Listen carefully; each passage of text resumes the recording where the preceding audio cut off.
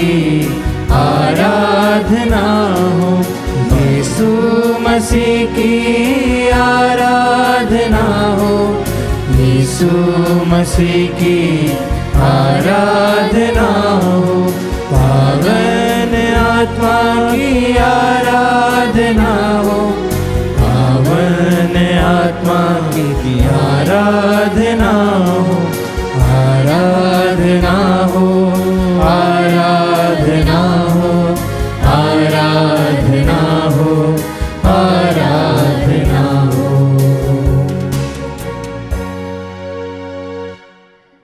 परम पवित्र संस्कार में उपस्थित प्यारे प्रभु यीशु की आराधना स्तुति एवं महिमा होवे। परम पवित्र संस्कार में उपस्थित हमारे प्यारे प्रभु यीशु की आराधना स्तुति एवं महिमा होवे। परम पवित्र संस्कार में उपस्थित हमारे प्यारे प्रभु यीशु की आराधना स्तुति एवं महिमा होवे।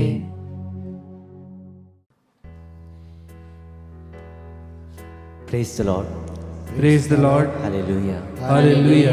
प्रभु की स्तुति हो, प्रभु की स्तुति हो, प्रभु को धन्यवाद, प्रभु को धन्यवाद।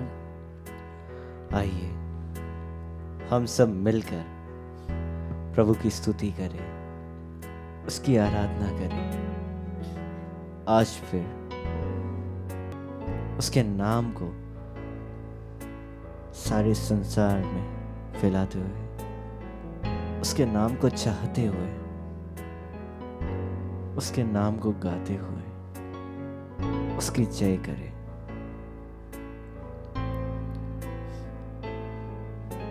चाहे तुमको दिल से गाए ये गीत मिलके, तेरे नाम यीशु नाम की जय मिलके गाएंगे। चाहे तुमको दिल से गाए मिलके, तेरे नाम यीशु नाम की जय। यीशु नाम, जिस नाम में है जिंदगी, वो नाम है यीशु मसीह। जिस नाम में है बंदगी, वो नाम है यीशु मसीह। यीशु नाम, यीशु नाम, यीशु नाम, यीशु नाम, यीशु नाम, यीशु नाम की जय। यीशु नाम, यीशु नाम, यीशु नाम, यीशु नाम, यीशु नाम, यीशु नाम की जय।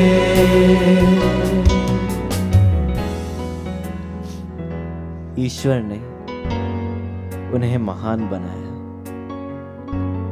और उनको वह नाम प्रदान किया जो उन सब नामों में श्रेष्ठ है, जिससे ईसा का नाम सुनकर आकाश, पृथ्वी तथा अधोलोक के सब निवासी घुटने टेके। हाँ प्रभु, एक वही तो नाम है जो जिंदगी देता है, जिसका नाम सुन के चल समुद्र का वह तूफान थम जाता है, जिसका नाम सुन के लोग चंगे होते हैं, जिसके नाम से तूफान थम जाता है, बंदगी मिलती है। आइए हम इस गीत को दोहराते हुए उसके नाम को गाएंगे।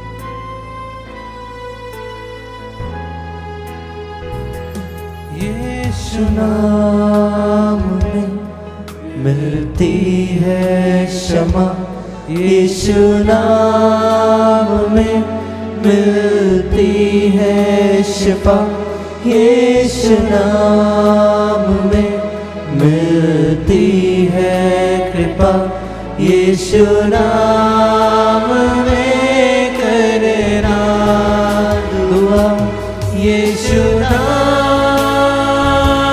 यीशु नाम, यीशु नाम, यीशु नाम,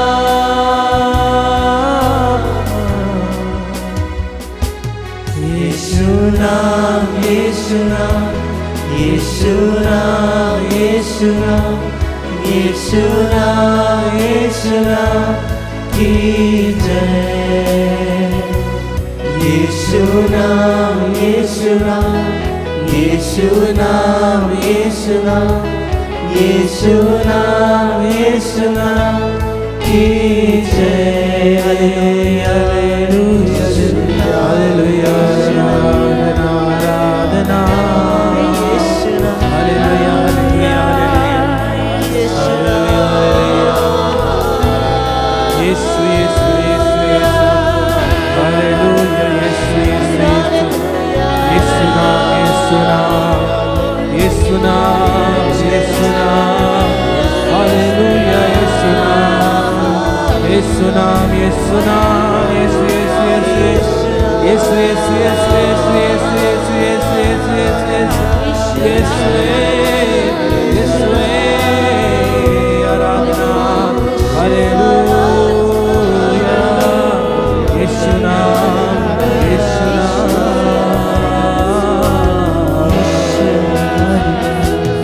यीशु नाम, यीशु नाम, यीशु नाम, यीशु नाम, यीशु नाम, यीशु नाम की जय। यीशु नाम, यीशु नाम, यीशु नाम, यीशु नाम, यीशु नाम, यीशु नाम की जय। हम ईसा के द्वारा ईश्वर की ईसा के द्वारा ईश्वर को स्तुति का बलिदान अर्थात उसके नाम की महिमा करने वाले होठों का फल निरंतर चढ़ाते रहेंगे। प्रभु यीशु ख्रिस्त में प्यारे विश्वासियों, हम कितने खुशकिस्मत हैं कि आज एक बार फिर से प्रभु ने हमें यह दिन दिया और आज के इस दिन में उनके सानिध्य में बैठने के लिए हमें यह अनुग्रह मिला है।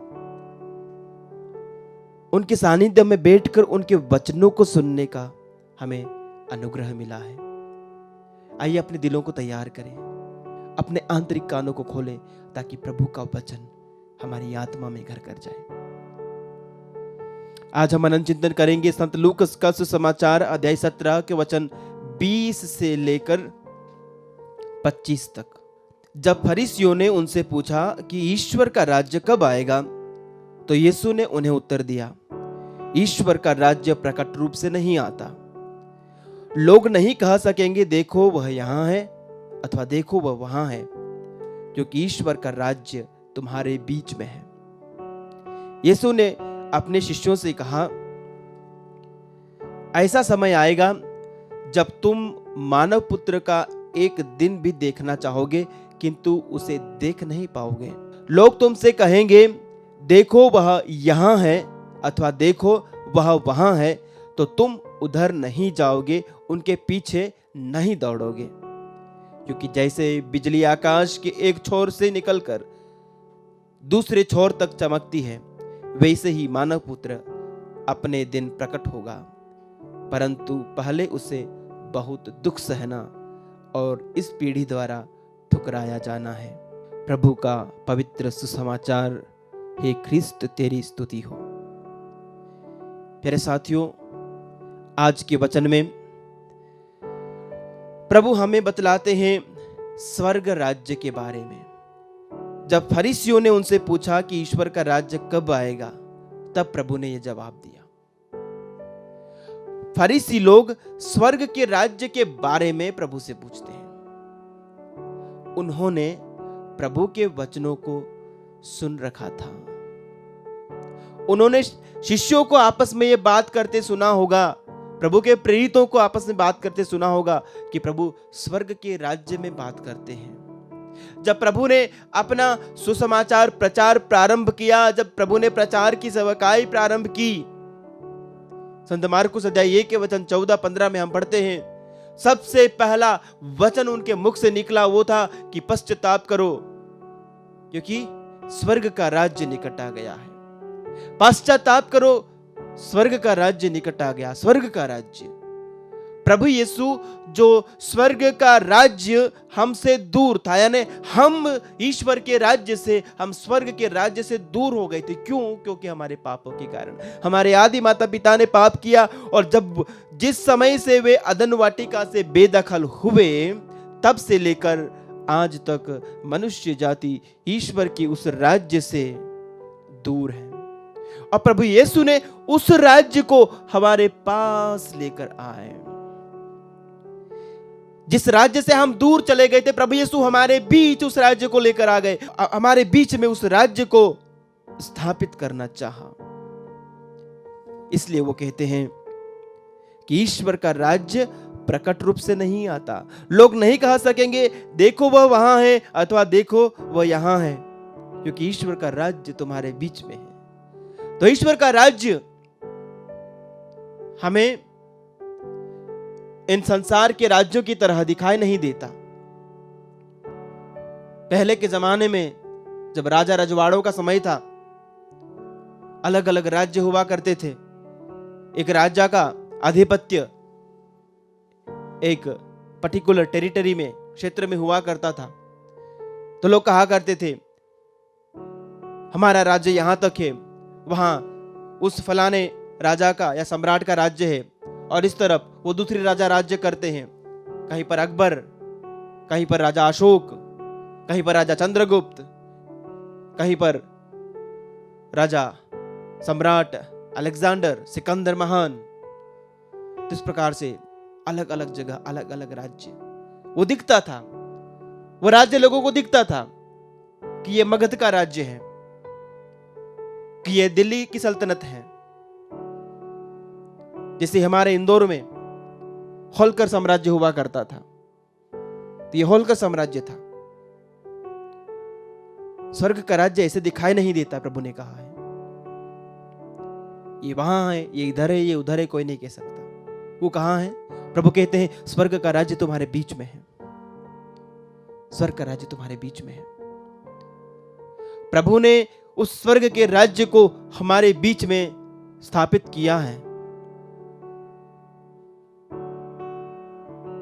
स्वर्ग का राज्य प्यारे साथियों देखने का या दूसरों को दिखाने का राज्य नहीं है, ये अनुभव का राज्य है। हालेलुया, ये अनुभव का राज्य है। इसका एहसास किया जाता है। We need to feel it. We need to experience it. ईश्वर का राज्य मेरे दिल में है। मैं कैसे उस राज्य को अनुभव कर पाता हूं? ईश्वर का राज्य जब मेरे भीतर है, तो मैं कैसे उस राज्य को दूसरों के लिए प्रदर्शित कर सकता हूं? मैं कैसे दूसरों को उस राज्य का एहसास करा सकता हूं? जब प्रभु ने अपना राज्य मेरे अंदर रखा है और मुझे अपने उस राज्य की प्रजा बनाया है, मुझे अपने उस राज्य का राजदूत बनाया है, मुझे उस अपने राज्य का एक सैनिक बनाया है, तो मेरी जिम्मेदारी क्या बनती है? ईश्वर के उस राज्य में मेरा किरदार मैं कैसे निभा रहा हूं? जब हम ईश्वर के राज्य की बात करते हैं तो उसके ऑपोजिट में बात होती है शैतान के राज्य की। और प्रभु के राज्य के लोग शैतान के राज्य के विरुद्ध लड़ने के लिए बुलाए गए हैं।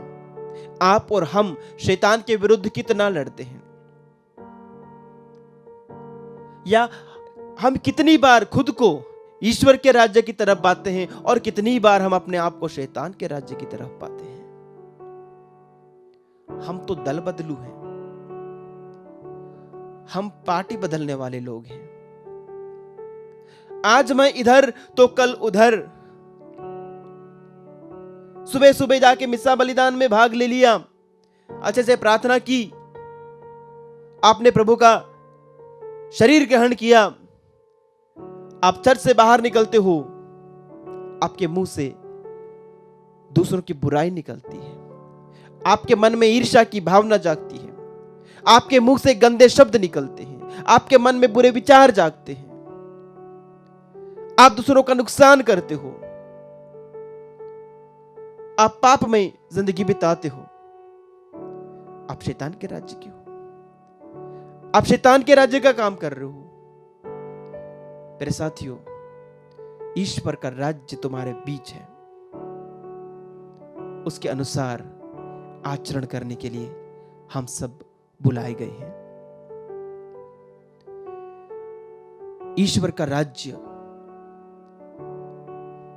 प्रभु आज का जो वचन है हमने 25 तक पढ़ा, उससे आगे में कहते हैं कि जो नूह के दिनों में हुआ करता था, जो नूह के दिनों में हुआ था वही मानव पुत्र के दिन में भी होगा। नूह के जहाज पर चढ़ने के दिन तक लोग खाते पीते और शादी ब्याह करते रहे। जब जल प्रलय आया और उसने सबको नष्ट कर दिया, और वैसे ही लौट के दिनों में भी यही हुआ, लोग खाते पीते लेन देन करते, पेड़ लगाते, घर बनाते रहे। परंतु जिस दिन लोट ने सोदोम छोड़ा, ईश्वर ने आकाश से आग और गंधक बरसाई और सब नष्ट हो गया। मानव पुत्र के प्रकट होने के दिन वैसा ही होगा। मेरे साथियों,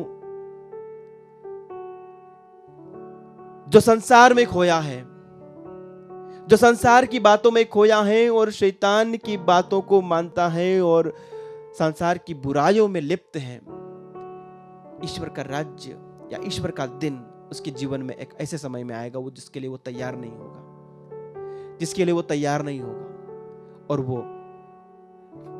वो दिन उसके ऊपर विपत्ति की तरह आ पड़ेगा और उसे नष्ट करेगा। मेरे साथियों, प्रभु आज हमें गंभीरता से अपने जीवन का मूल्यांकन करने के लिए आह्वान करता है।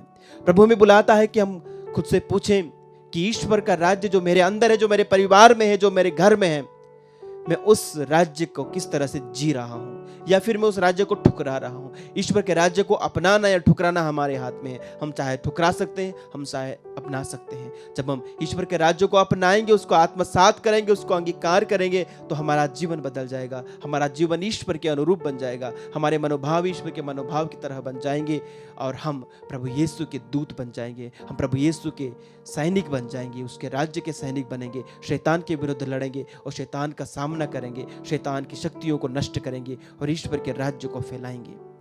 प्रभु इसके लिए हमें अनुग्रह, कृपा, आशीष प्रदान करे। आमीन।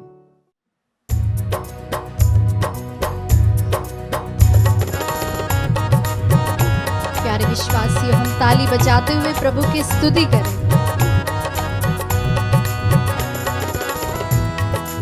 उस पर विश्वास रखते हुए, उस ईश्वर पर भरोसा रखते हुए जो हमारे लिए लड़ता है, उससे हम इस वक्त प्रार्थना करें।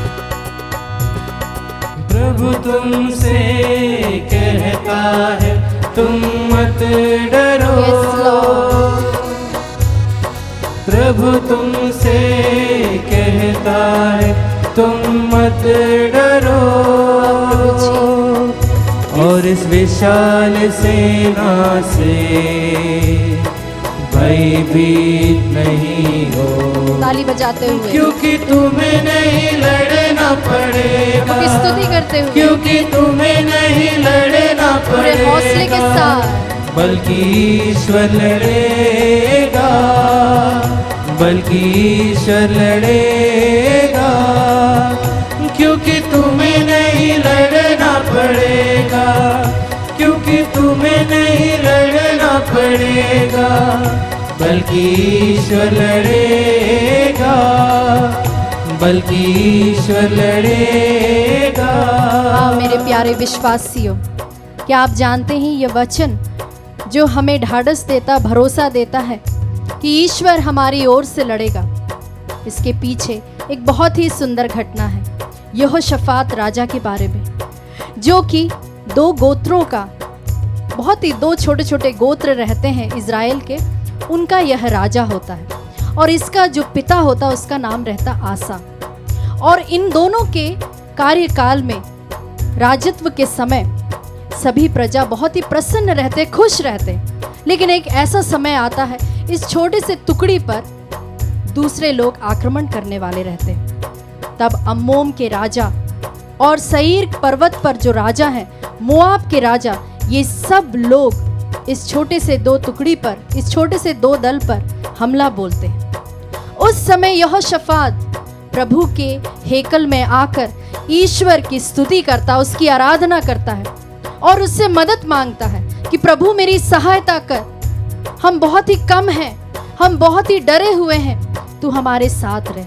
तब यहोवा इनकी प्रार्थना सुनता है और उनसे यह वचन कहता है कि तुम्हें नहीं लड़ना पड़ेगा, क्योंकि मैं तुम्हारे साथ हूँ। तुम्हें सिर्फ और सिर्फ देखना होगा कि किस तरह से यहोवा इन सब को पछाड़ देगा, तुम्हारे सारे विरोधियों को पछाड़ देगा। जी हाँ मेरे प्यारे विश्वासियों, हम भी अपने जीवन में कई सारे संकटों, वेदनाओं के कारण डर जाते, सहम जाते। हमारा विश्वास बहुत ही ज़्यादा कम होने के कारण से हम ईश्वर पर पूर्ण आस्था नहीं रख पाते हैं।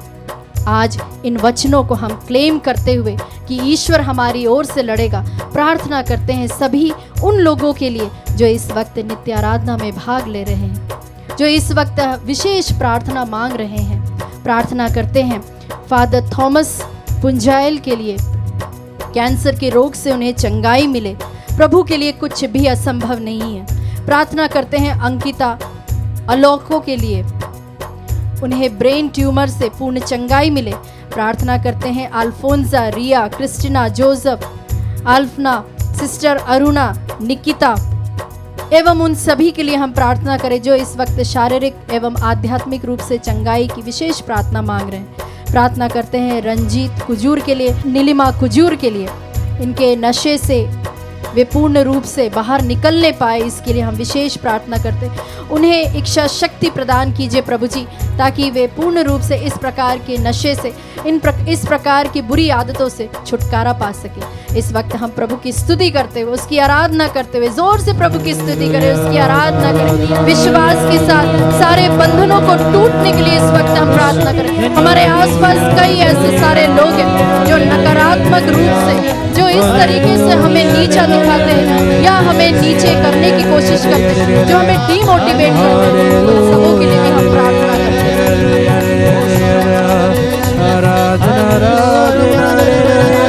लगातार ईश्वर की स्तुति करें, उसकी आराधना करें।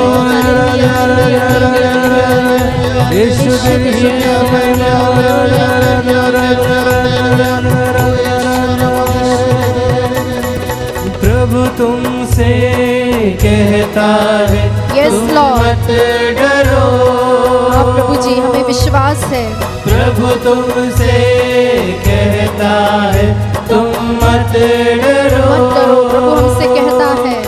और इस विशाल सेना से भयभीत नहीं हो, क्योंकि तुम्हें नहीं लड़ना। Yes, Lord. ताली बजाते हुए, प्रभु की स्तुति करते हुए, नहीं लड़ना पड़ेगा, बल्कि ईश्वर लड़ेगा, बल्कि ईश्वर लड़ेगा।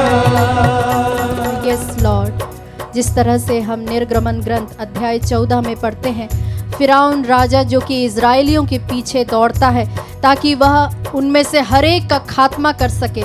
वह उन्हें उस देश नहीं जाने देना चाहता है जहाँ पर दूध और मधु की नदियाँ बहती है, जहाँ पर प्रभु की आशीषें बहती है। उसी तरह से हमारे जीवन में ऐसे कई सारी परेशानियाँ आती है जिसके कारण से हम उन्हीं में उलझ के रह जाते हैं और हम प्रभु की स्तुति खुलकर नहीं कर पाते, उन बंधनों में ही हम जकड़ कर रह जाते हैं। इस वक्त प्रभु हमें आह्वान करता है कि मेरे बेटा, मेरी बेटी, मत डरो, मैं तुम्हारे साथ हूँ। जिस तरह से फिरौन राजा का मैंने खात्मा किया था, उसे मैंने समुद्र में हमेशा हमेशा के लिए डुबा दिया था, उसी प्रकार से वे सभी लोग जो तुम्हारे पीछे आते हैं, वे सभी लोग जो तुम्हारे विरुद्ध में लड़ते हैं, तुम्हारे विरुद्ध कार्य करते हैं, उन सबों को मैं पानी में हमेशा हमेशा के लिए डुबा दूंगा, हमेशा हमेशा के लिए ऐसी जगह भेज दूंगा जहां से वे कभी भी उठकर तुम्हारे खिलाफ नहीं आ पाएंगे। क्योंकि प्रभु का वचन ऐसा कहता है कि ऐसा कोई भी हथियार नहीं बना है जो तुम्हारे विरुद्ध में खड़ा रह सके, लड़ सके। प्यारे विश्वासियों, इस वक्त हम इस वचन को फिर से क्लेम करते हुए कि डरो मत, मैं तुम्हारे साथ हूँ, मैं तुम्हारे लिए लड़ूंगा। इन वचनों पर हम विश्वास करते हुए प्रार्थना करते हैं दीपक, जोस, पौलुस, इन सभी को पवित्र आत्मा का अभिषेक मिले, इसके लिए हम विशेष प्रार्थना करते हैं। साथ ही सुनीता, टोप्पो, लॉरेंस और प्रिंसलिन के लिए भी हम प्रार्थना करें कि वे पवित्र आत्मा में और भी आगे बढ़ने पाए और उन्हें अच्छा मार्गदर्शन मिले, पवित्र आत्मा का मार्गदर्शन मिले, ऐसा कोई भी निर्णय ना लेने पाए जिससे वे प्रभु के विरुद्ध जाए। साथ ही हम प्रार्थना करते हैं अनूप जोस के लिए, किडनी की बीमारी से उन्हें पूर्ण चंगाई मिले। एरिक और सुसन्ना के लिए प्रार्थना करें ताकि उनके वैवाहिक जीवन में प्रभु की बहुतायत रूप से आशीष रहे और उनकी उपस्थिति रहे। साथ ही ऐसे कई सारे मैरिड कपल्स हैं जो लोग कई समय से जूझ रहे हैं, कई सारी परेशानियों से जूझ रहे हैं, एक्स्ट्रा मैरिटल अफेयर्स हो गए या फिर एक दूसरे पर विश्वास ना करना, शक करना, एक दूसरे को चोट पहुंचाना, दुख पहुंचाना, ऐसे कई प्रकार से परेशानियां हमारे परिवारों में, उन सबों को भी समर्पित करते। हम प्रार्थना करते आरती और मिथिलेश के लिए, उनके पारिवारिक जीवन में प्रभु की शांति एवं उनका प्रेम बना रहे। प्रार्थना करते हैं निधि के लिए और उनके पति के लिए, उनके लिए भी हम विशेष प्रार्थना करते हैं। साथ ही ऐसे सभी लोगों के लिए जिन्हें मन परिवर्तन की अति आवश्यकता है, उन सबों के लिए भी हम इस वक्त प्रार्थना करते हैं। प्रभु के लिए एक नज़र ही काफ़ी है। उस व्यक्ति के ऊपर अगर प्रभु की नज़र आ जाती है तो वह व्यक्ति उसी समय परिवर्तन हो जाता, उसी समय उसका मन परिवर्तन हो जाता। हम विश्वास करते हुए अपने हाथों को उठाते हुए प्रभु की इस वक्त स्तुति करें, आराधना, आराधना, हालेलुया, हालेलुया, यीशु, यीशु, यीशु, यीशु, जोर से प्रभु की स्तुति करें, आराधना करें, विश्वास के साथ प्रभु पर भरोसा रखते हुए प्रभु की स्तुति करें। इस आराधना की योग्यता से विश्वास के साथ हम प्रार्थना करते हैं इन वचनों को उन हर एक घरों में, हर एक रिश्तों में, हर एक परिवारों में जाने पाए जो कोई इस वक्त में देख रहे हैं। जोर से प्रभु जी हम तेरी स्तुति करते हुए, तेरी आराधना करते हुए, तेरी जय जयकार करते हुए, तेरी आराधना